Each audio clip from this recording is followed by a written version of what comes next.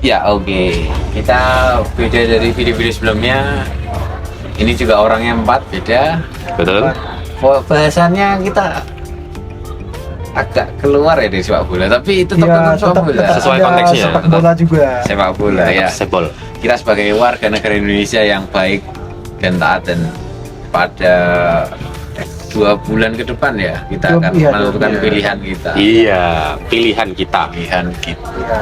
Pilihan. Saya, Anda beda, oke nggak masalah. Iya. Lalu di garis bawah itu pilihan kita atau pilihan Pilihan pribadi mungkin. Ya, bukan Iya. saya, bukan kami kan. Iya. Iya. itu dia. Kemarin debat gimana? Debat capres. Gimana ini? Pilpres Ada yang mau menanggapi debat ini? 2024 Amazing kan? cukup seru ya, sebagai ya cukup seru Lumayan sih. seru. Lumayan seru ya, tapi Ya, menarik lah gitulah. kita sini menyinggung salah satu hal terkait kan sering nih kan olahraga atau secara khusus sepak bola ya, itu sering sebagai batu loncatan atau pencitraan lah. Iya. Pencitraan Iya. pejabat-pejabat atau pelaku-pelaku politik gitu loh. Betul. Tapi dalam 5 debat yang aku lihat yang dirilis KPU nggak ada tema soal olahraga ataupun sepak bola. Ya olahraga lah, kalau sepak bola tuh Olahraga. terlalu mengemaskan cabur. Iya. Jadi olahraga, perkembangan olahraga lah, atau itu nggak ada. Menurut kalian sebenarnya perlu diadakan apa enggak? Ini kan sering itulah ya, sering buat batu loncatan yang tadi aku bilang, juga buat pencitraan. Sebenarnya pencitraan itu bukan negatif ya. Betul. Tidak negatif. Memang Iya. politik pun dalam politisi itu harus membentuk citra yang Iya, baik framing. pada masyarakatnya. Tapi gimana? Menurut kalian? Penting nggak ada tema ini? Penting, sangat penting. Hmm. Coba lihat politikusnya sekarang, Hmm. salah satunya ya Ketua Umum PSSI itu Erick Thohir ya. Hmm. Nah, Politisi juga ya. politikus juga. Ujung-ujungnya ke olahraga kan. Ah. Nah, lalu jangan lupakan dengan Anies Baswedan dan Jakarta International Stadium. Iya. Nah. Dia punya itu ya, Ya. andil dalam pembentukan. Kemudian dengan Prabowo dan yang itu ya bela diri ya itu ya. Prabowo di pencak silat. Pencaksilat. Nah, Ketua itu sudah ada pencaksilat. 3 contohnya. Kalau misalnya tidak diikutsertakan dalam debat capres, ya atau apapun itulah. Tapi kan ujung-ujungnya nanti mereka lari ke situ juga kan. Iya. Iya. Nah, Betul, ujung-ujungnya betul, lari ke betul. situ. Betul. Nah, Gimana nih, Li? Ya, berarti ya tetap harus diikutkan dalam debat ya, 5 debat. Mungkin salah satunya ya. Ya karena kan yang namanya sepak bola itu kan adalah hobi sebagian besar masyarakat Indonesia lah, kita tahu. Setuju. 70% Sebagian mungkin besar. ya. Ya, 70% ya. Ya kita juga pengen tahu lah pandangan mereka terhadap hobi kita ini gimana tuh sih sebenarnya. Betul. Ibaratnya kayak kamu punya pacar tapi kok kamu nggak tahu kepribadiannya, Nah, Wah, iya. susah kan itu. ibaratnya kayak otoriter, harus yang kamu Betul. mau saja kan gitu kan. iyalah. Ya, Nggak tahu. tapi ya ini kan mungkin kembali ke panelisnya lah ya, Nah, ya, kan yang membuat panelisnya. Yes. pertanyaan. Nah, memang susah ini kalau kita akan mengulik lebih dalam ya, karena apa alasan tidak disertakan olahraga, tema olahraga ke dalam sepak bola, ke dalam debat kemarin, Pilpres. Debat kemarin. ataupun yang akan datang. Memang fungsinya sebenarnya cukup baik sih kalau kita lihat ya, bisa meningkatkan elektabilitas. Di samping itu kan betul seperti yang tadi Pak Leo bilang, adalah menambah wawasan perspektif dari para elit yang di atas, bagaimana dia ini punya opini atas olahraga, terkhususnya tidak hanya sepak bola, basket juga bisa, dan olahraga bidang lainnya. Ini Iya, kan bidang penting lain. masyarakat mengetahui, karena ya kita kan harusnya rajin berolahraga ya pasti. Olahraga kan sarana promosi juga. Sarana promosi. Sarana promosi. Banyak ini ya variabel yang bisa dikaitkan ya untuk menunjang ya ini kepentingan nasional tentunya begitu lewat olahraga. Ya. Olahraga kan juga salah satu bentuk dari relasi internasional ya. Iya, Jadi ya betul. mau ke pengenalan ke negara ini ya bisa lewat olahraga. Betul. Ya contoh kecil kayak Piala Dunia U20 kemarin ya. Iya. Yes. Nah, Betul. Mana maksudnya mungkin sebagian dari kita nggak ada yang tahu Mali seperti apa, negara tidak ada ya, maka dari itu ternyata mereka orangnya sangat welcome, sangat welcome. Dan Iya. luar biasa. mereka pun pertama nggak tahu Indonesia Betul. negara apa. Iya. Bahkan Mali pun tahu Indonesia itu negara dingin. Nah, Negara tahunya negara dingin. Mereka tidak mengira kalau cuaca di Indonesia sama panasnya dengan negara mereka. Tropis ya. Iya. Iya. Ya, dan kita melihat ketiga calon presiden terutama ya, itu ada 01 Anies Baswedan yang menggerak dengan gerakan perubahannya. Betul. Gerakan Koalisi perubahan. Dua, Pak Prabowo Subianto, ini kali ketiga ya Pak, salah. Kali keempat ya, kali keempat ya itu. Keempat kali. Ada dia kali ini bukan oposisi ini. Bukan. Iya. Bukan oposisi. Bukan oposisi. Dan ketiga ini juga bukan oposisi. Iya. Ganjar Pranowo. Ketiganya itu punya andil dalam pengembangan bidang olahraga ya, terutama sepak bola yang kita bahas ini. Terus Anies tadi dia disinggung Savio Jakarta International JIS Stadium. ya, dia Iya. satu mahakaryanya JIS ya. Iya. Itu padahal udah dari zaman Gubernur Foke ya. Iya. Oke, mandek, bahkan Jokowi nggak sempet ya karena itu cuma periode bentar. Hanya Ahok pun sebentar. setelah itu nggak ada. Nggak Dia ada. bilang akhirnya waktu Anies dikasih jabatan tahun 2017 sampai 2022, 2022. akhirnya Dilanjutkan jadilah lagi. dilanjutkan itu JIS untuk rencananya Persija, tapi sampai sekarang Persija belum main di sana. Belum main di sana, Inggrisnya masih di begitu. GBK ya. Nah, jadi sering mainnya mah di Patriot. Patriot. Kasih. Terus 02 Pak Prabowo itu kemarin baru aja dia meresmikan football akademinya itu Garuda Yasa Football Academy. Iya. Terus Ganjar Pranowo itu menyelesaikan proyek renovasi stadionnya di Diri. Ya, kalau menurutku kalau proyek renovasi itu mungkin nggak tahu ya, mungkin nanti ada yang bisa mengoreksi. Itu kayaknya anggaran tahunan yang memang dilanjutkan aja. Ya. Kami lihat kan ada 2 pembangunan stadion mewah megah.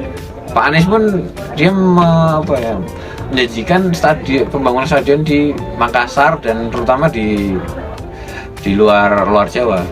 Sementara Pak Prabowo lebih kayaknya fokus untuk di bola ini untuk grassroots ya, untuk football academy. Kemarin pun Nusantara Open tuh udah bikin yang wanita juga. Iya.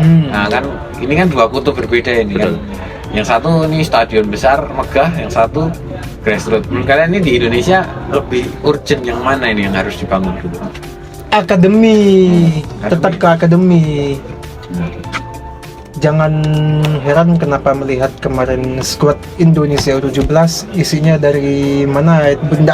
Nggak ada yang dari Persija U17, nggak ada dari PSM U17. Itu karena kurangnya pengembangan akademi di Indonesia ini. Penting loh.